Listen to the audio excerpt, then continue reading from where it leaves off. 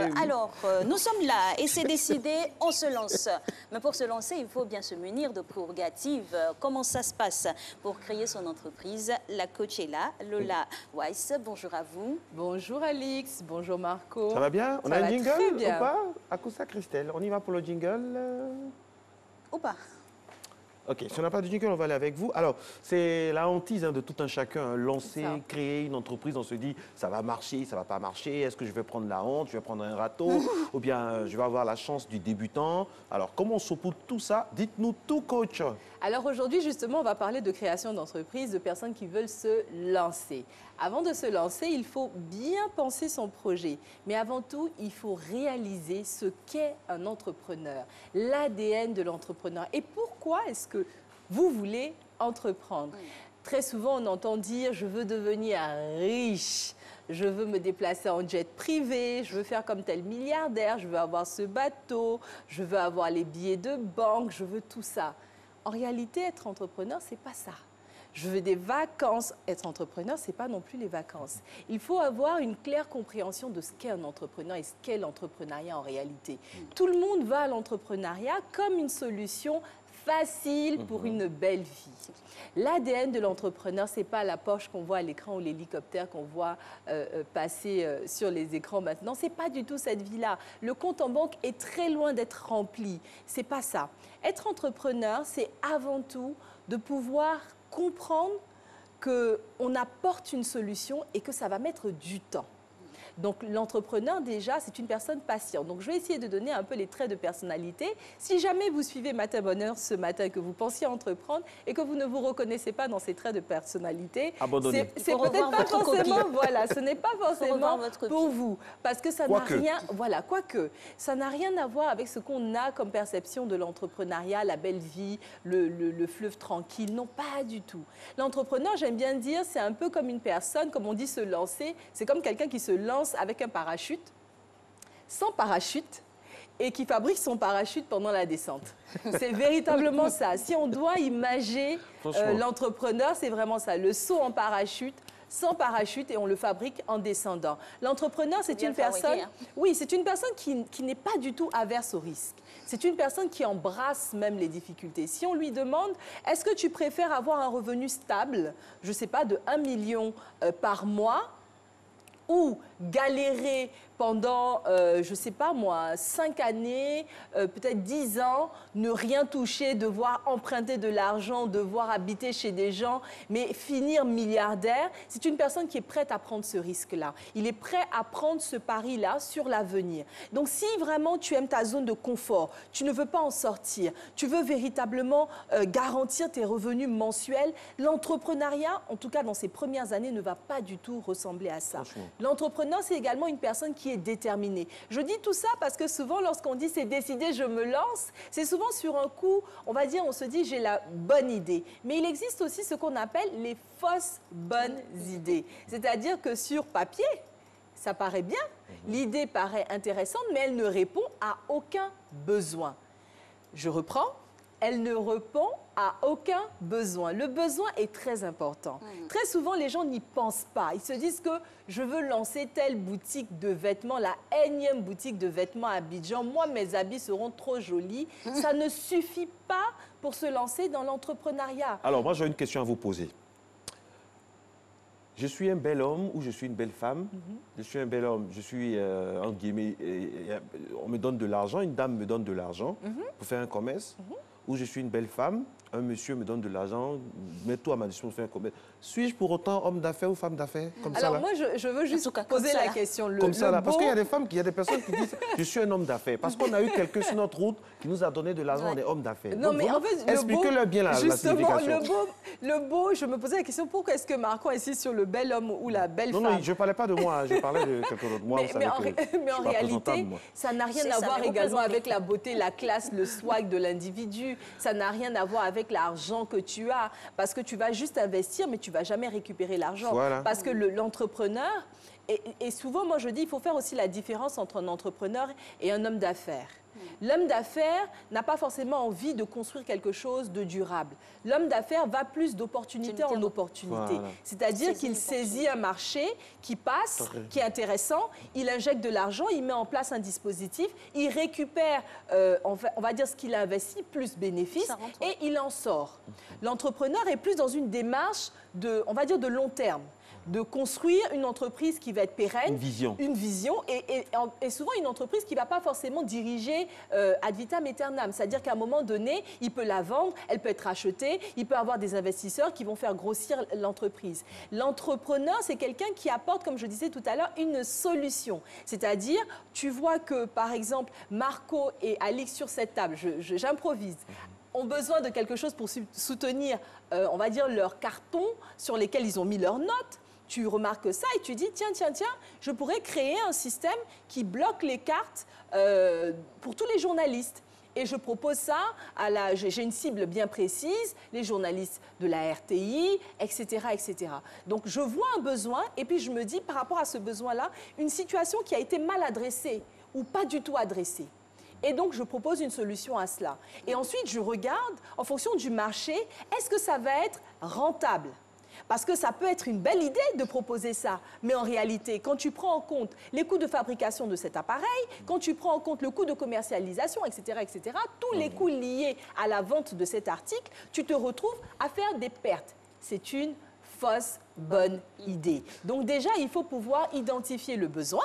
Et ensuite s'assurer qu'on se lance dans une aventure qui va être rentable et qu'on pourra pérenniser. Et on pourra aussi se rémunérer. Et très souvent, les gens ne pensent pas à ça. Je veux une jolie boutique, je veux qu'on voit que j'ai un restaurant, je veux qu'on me voie, je veux qu'on sache que je suis entrepreneur. Ouais. Mais derrière, tu ne peux pas, on va dire dans un certain délai, c'est-à-dire 2 ans, 3 ans, 4 ans, dire que ton entreprise se finance sans difficulté. Et ça, c'est souvent le petit souci qu'on a dans l'expression « c'est décidé, je me lance ». Il y a beaucoup de, on va dire, d'utopie dans ce que c'est. Il y a « c'est décidé, je me lance » et puis il a décidé de me lancer, mais elle a décidé de me lancer. Oui, également. Ou comme j'ai vu certains, donc je me lance aussi. Exactement, voilà. par mimétisme, on copie. Et souvent, quand on fait ça, ce qu'on réalise, on réalise souvent pas qu'on détruit en fait l'industrie. On se rappelle tous du lancement de tout ce qui est cabine à Abidjan.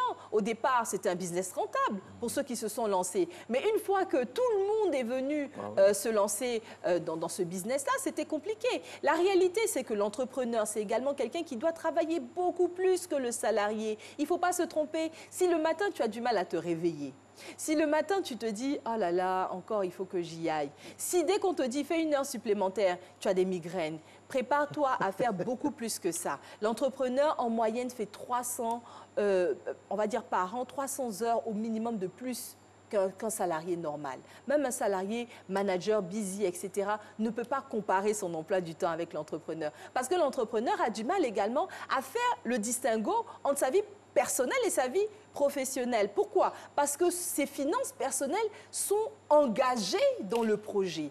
Donc, lorsque le salarié prend son sac, c'est bon, ma journée est terminée, à demain, l'entrepreneur, il part à la maison avec toutes les, on va dire, toute la charge émotionnelle du travail, avec tout le stress lié au fait qu'il ne sait pas si demain le fournisseur va livrer, si le client va payer et si, on va dire, son équipe va livrer, exécuter le travail conformément au cahier de charge. Donc, l'entrepreneur est une personne qui est véritablement robuste. C'est une personne qui est robuste. Quand je dis robuste, c'est une personne qui est forte, qui est déterminée. La détermination vient du fait, un peu, moi j'aime bien donner cet exemple de l'avion. On dit que l'avion avance avec, s'envole avec le sens contraire. C'est véritablement la personnalité de l'entrepreneur. L'entrepreneur, plus c'est dur, plus il avance. Comme on dit, hein, plus c'est dur, plus que c'est que quand c'est dur que ce sont les durs qui avancent. Et c'est vraiment ça. L'entrepreneur, c'est quelqu'un qui est prêt à monter au créneau pour son idée, pour son projet, pour son entreprise. Dans un écosystème où il y a plusieurs secteurs d'activité, comment faire le choix d'un secteur ou d'un autre? C'est muet par quoi quand on veut être entrepreneur? Alors, la création d'entreprise et l'idée ne doit pas être faite par rapport au secteur qui existe. Il faut prendre en compte ses aptitudes, ses capacités et son expertise. Moi, je suis convaincue que des personnes qui ont expérience professionnelle en entreprise antérieure sont beaucoup plus outillés à réussir leur aventure entrepreneuriale. C'est-à-dire, celui qui sort de l'école peut se lancer et réussir, mais celui qui aura travaillé dans certaines entreprises, aura, on va dire, expérimenté la collaboration, la gestion des ressources humaines, etc., va avoir plus on va dire, il sera mieux armé à pouvoir affronter les challenges de la vie d'entrepreneur.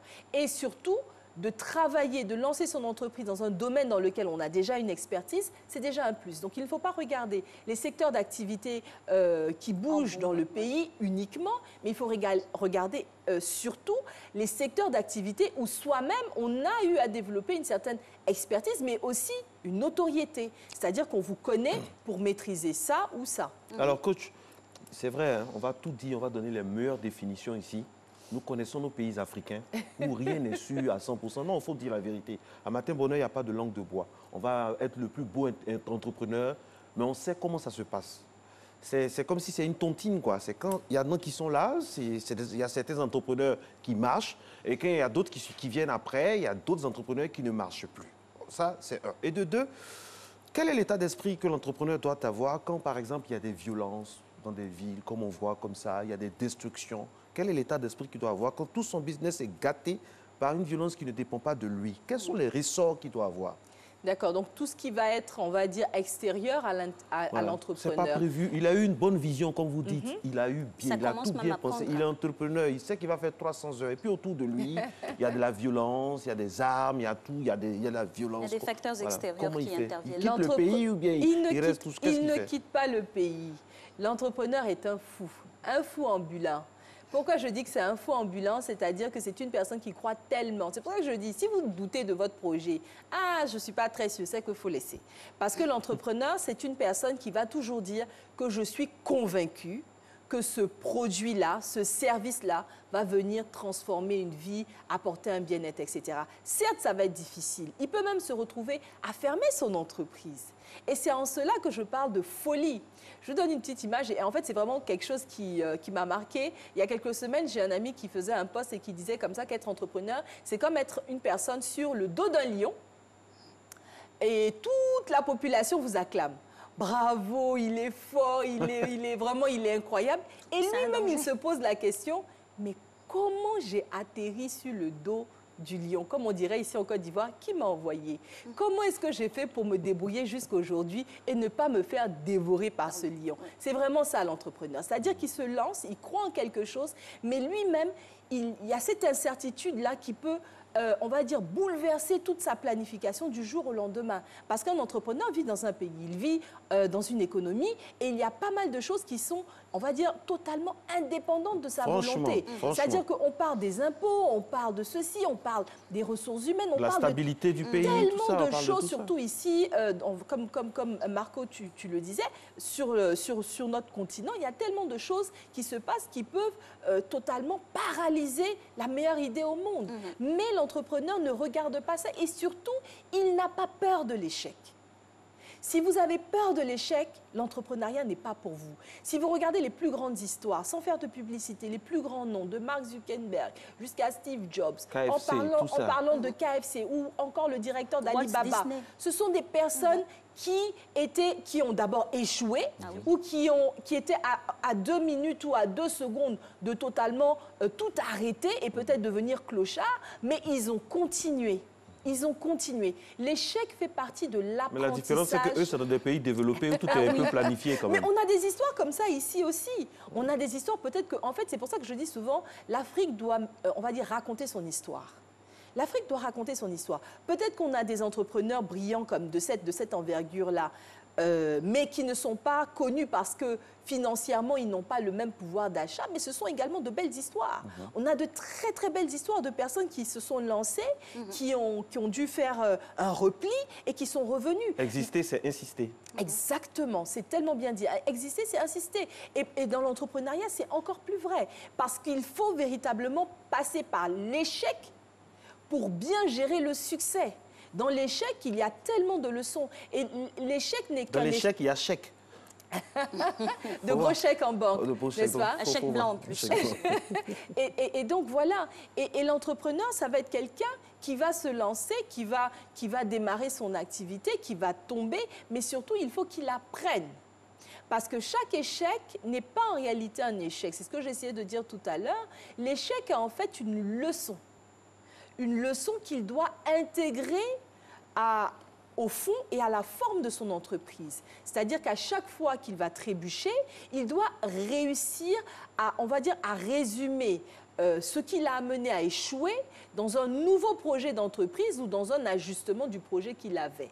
Donc, c'est quelqu'un qui n'abandonne pas. Il y a des, on va dire, comme Marco disait tout à l'heure, on va dire une insécurité dans l'environnement. Il perd du matériel, il revient, il se dit, clairement, il y a des zones où je n'irai pas, il y a une manière de stocker que je prendrai en compte aujourd'hui, je vais sécuriser de cette manière, je vais réduire des coûts ici et pouvoir financer ça là-bas. Donc, c'est quelqu'un qui est tout le temps en train de s'ajuster, sinon on n'aurait pas toutes ces grandes histoires, même en Afrique, Dangote ou encore Mo Ibrahim. Toutes ces personnes-là sont passées par des échecs cuisants. Et Madame Glaoui, ici, qu'on a ici sur notre dans des échecs, par des échecs cuisants, mais qui se sont relevés. Donc, si vous ne pouvez pas vous relever après la gifle, vous n'êtes pas entrepreneur. Je décourage beaucoup de gens ce matin. Mais non.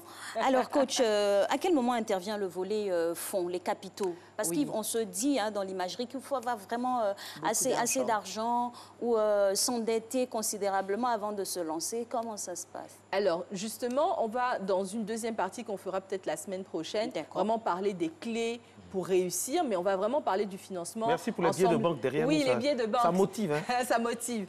Donc, ces billets de banque, on les veut tous. Et souvent, pour lancer son entreprise, on en a besoin de beaucoup. Donc, pour ce faire, beaucoup de personnes se disent « je veux entreprendre, mais je n'ai pas d'argent ».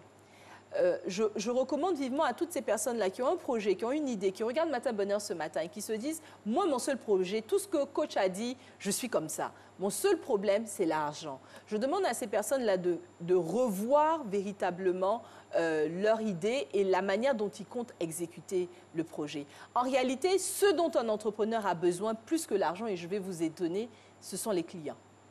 Vous avez plus besoin de clients que d'argent. Quand je dis d'argent, on en a besoin pour créer une entreprise. On ne peut pas dire avec 0 francs, on se lance. C'est presque improbable. Mais ce qu'il faut voir, c'est qu'on peut le faire par étapes. Et c'est le volet étape qu'on sous-estime très souvent. Si tu veux commencer, tu te dis, OK, bon, moi j'ai 100 000 francs, mais j'ai besoin de 2 millions pour lancer mon entreprise, c'est que le projet doit être repensé. Si tu arrives à, on va dire, à faire la levée des 2 millions, la levée c'est quoi? C'est demander à des parents. Il y a différentes sources de financement. Tu peux demander à des parents, c'est ce qu'on appelle le love money, l'argent qui vient des personnes qui vous aiment, qui financent et qui investissent pas parce qu'ils croient au projet, mais parce qu'ils croient en vous et parce qu'ils veulent vous aider. Donc, c'est la première source de financement. Déjà, d'abord l'autofinancement, soit même combien on est prêt à mettre dans le business. Ensuite, le love money et après, les autres formes. Les banques, on peut aller voir ensuite, faire des concours. Et ça marche très bien parce qu'il y a beaucoup de concours. De plus en plus, il y a des concours pour entrepreneurs. Il faut y penser. C'est-à-dire présenter son idée d'entreprise à un concours et pouvoir lever 1 million, 5 millions, des concours qui partent jusqu'à 10 millions en Côte d'Ivoire aujourd'hui. Donc, faire toutes ces choses-là pour lever des fonds. Mais si vous n'y arrivez toujours pas, parce que je ne vous garantis pas qu'avec 0 année d'expérience, les banques vont vous donner 2 millions. Il faut commencer avec ce que vous avez et mettre l'accent sur le client. Parce que le client paye et le client permet à la machine de s'autofinancer et de grandir jusqu'à une certaine phase critique. À ce moment-là, vous pourrez plus facilement toucher un investisseur, toucher une banque parce que vous avez l'historique de votre entreprise qui dit « j'ai commencé, j'ai fait quelque chose, je suis arrivé à ce niveau-là, maintenant j'ai besoin d'aide ». Monsieur Sakanoko demande, Marco demandait au coach, moi je suis un entrepreneur, j'ai besoin de quoi? De relations ou d'argent? De relations, de personnes haut placées ou d'argent bien arrivé. Pas besoin forcément de personnes haut placées, des relations dans le secteur dans lequel vous voulez. Parce que c'est comme ça marche chez nous. Ça fait mal de C'est le dire, mais c'est comme ça vrai. marche. J'ai mes amis qui sont là, c'est eux qui vont m'aider, j'aurai toutes les portes. Demain, quand ils ne sont plus là, bon, je fais pitié, j'ai le manteau comme le gars où c'est écrit, il faisait crédit à ses clients. Mais je veux dire, c'est ça en fait la réalité. C'est oui, ça. C'est une dure réalité, mais il faut faire attention et faire attention aux pièges, justement, parce que dans l'idée que vous venez de donner, il y a également le cas de la personne qui va aller, qui va avoir des marchés, qu'on va booster, on va aider, mais qui à la fin, parce que les personnes qui étaient là pour lui ouvrir ses portes ne seront plus là. Donc, qu'est-ce que vous voulez? Vous voulez aller vite ou vous voulez de la stabilité? C'est aussi ça qu'il faut se poser comme question. L'entrepreneur qui a une vision de long terme doit se dire, je vais utiliser mes relations si j'en ai. Je ne vais pas m'en priver, mais je ne vais pas penser toute mon entreprise sur la base de mes relations. Est-ce que j'ai besoin d'argent? Oui. L'argent permet d'investir dans le projet et de passer chaque fois... sécuriser le projet.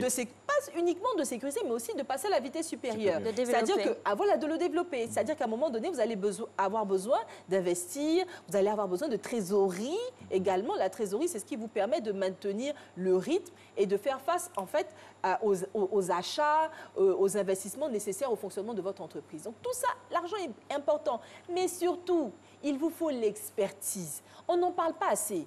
Quelle est l'expertise de l'internaute, on va dire, du téléspectateur qui a envoyé le message? Quelle est son expertise? Il n'en parle pas. Qu'est-ce que tu sais faire? En quoi tu vas transformer le marché dans lequel tu rentres? En quoi tu vas devenir incontournable? L'innovation. Parce qu'il y a également ces personnes-là... Il y a quoi de nouveau? Qu'est-ce qu'il apporte de nouveau? Qu'est-ce que tu apportes de nouveau pour qu'on te choisisse, toi et pas quelqu'un d'autre? Comment est-ce que tu arrives à faire face à la concurrence? Et tout ça, Et pour ça, il ne faut pas se négliger, je me permets de vous couper, parce que même on peut vendre des ignames, quel que soit ce qu'on vend. Vous avez une stratégie particulière de vente, un sourire plus que... Je connais une dame qui vendait de la loco, mais qui était toujours bien habillée, toujours bien mise, et qui avait un petit truc, quoi. Exactement. Voilà, il y a exactement, c'est très important qui attire également. le client, qui fidélise le client, parce qu'on n'en parle pas assez. On se pose toujours la question là, et souvent, excusez-moi, mais je pense que très souvent, les personnes qui vont parler que du financement et que des relations sont des personnes qui viennent entreprendre pour des mauvaises raisons.